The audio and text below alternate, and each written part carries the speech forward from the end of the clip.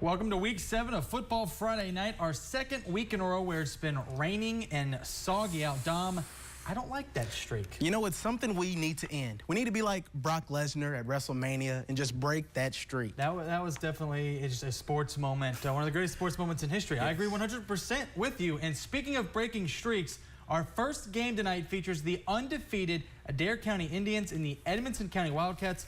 They're looking to put an end to that undefeated streak. Yes, year after year, these teams have played and it's been pretty split. But in this matchup, Adair County could move to 7-0. This is how you start a game. Edmonson County trying to punt it, but it gets blocked by Daniel Grant. Good field position for the Indians. Now, just 2 plays later, Damon Honecker punches this ball in for the score, 6-0 Indians. And they got it done on defense. Tucker Cole trying to find someone open, but Jeremy Luttrell gets the big sack. The Wildcats would be forced to punt once again.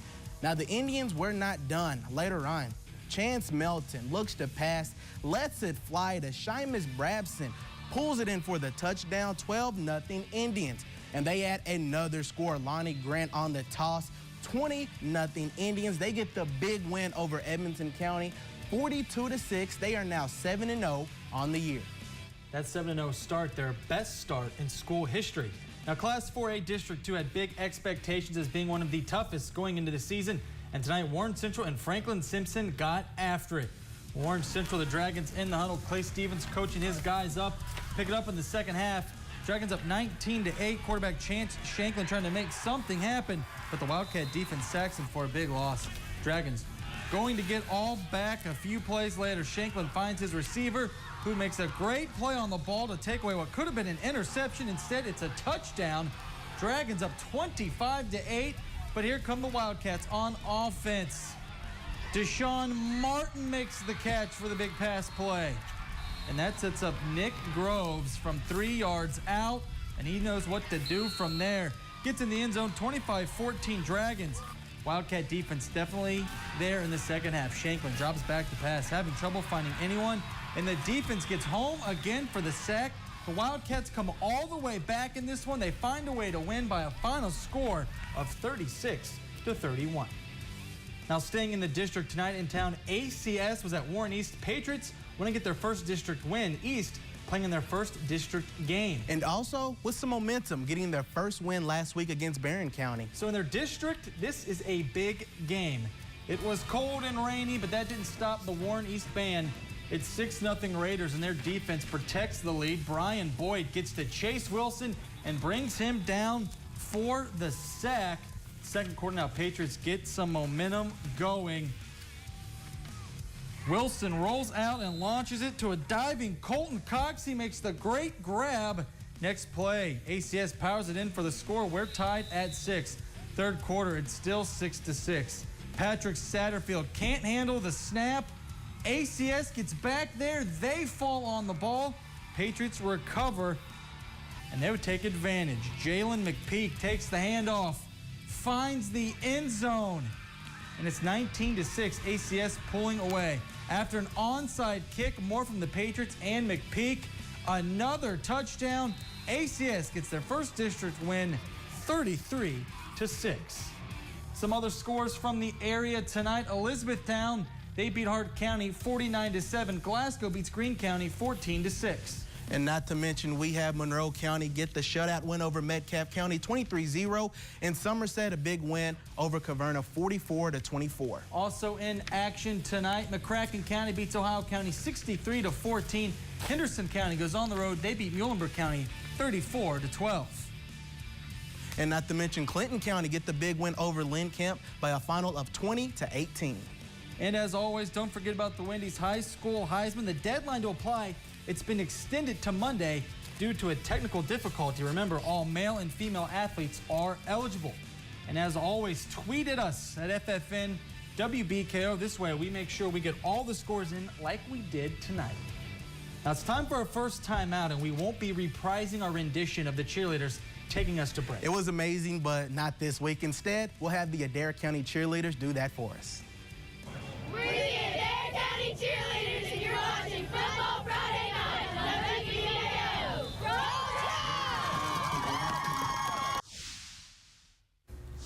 Welcome back, Dominique. You were out in Barron County tonight as Greenwood was looking to keep their hot streak going. Andrew, I need some butter because the Gators are on a roll. That's an oldie but a goodie. You see what I did there? Okay. They've won 3 straight and cracked the top 10 in Class 5A and could keep the momentum going against Barron County.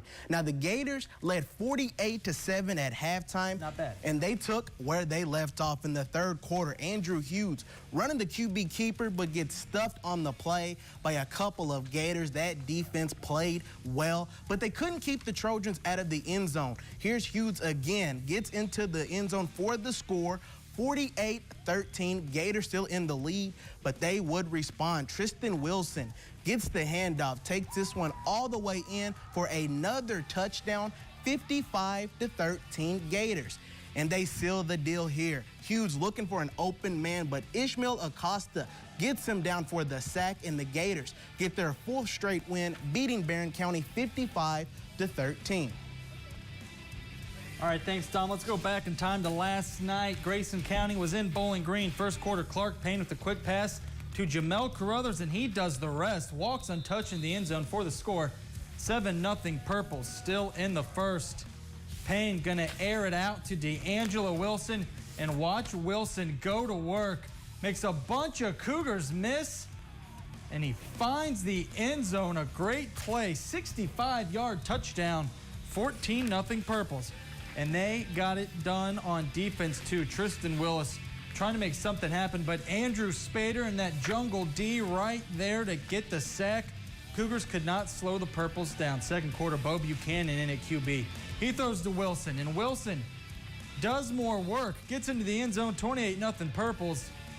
Later, it's Payne back in the game. He goes back to pass, throws the nice ball to a wide-open Trey Fant for another score, 42-0 Bowling Green. They get the win 56-13, and they are 1-0 in district play. Well, it's always good to be on top of the district, and thought we came out, played really well first half, got some touches to some different people, and had a lot of good things happen, and everybody got to play. We're pretty healthy. We got one injury to a guy that plays a bunch, but it's going to be a while before he's healthy. But I think that mentally, we need a week. You know, physically, I think everybody will heal up pretty good. We'll be ready to come back for the stretch run. Dominique, Butler County took a tough loss last week against Owensboro Catholic. Tonight, they were back home for the first time in 3 weeks in Morgantown. And Lindsay Goff was there. Let's hear from her. Andrew, Dom, it was another rainy one, and it's starting to cool off. Luckily, that didn't keep the Butler County faithful from coming out and watching them take on Hancock County.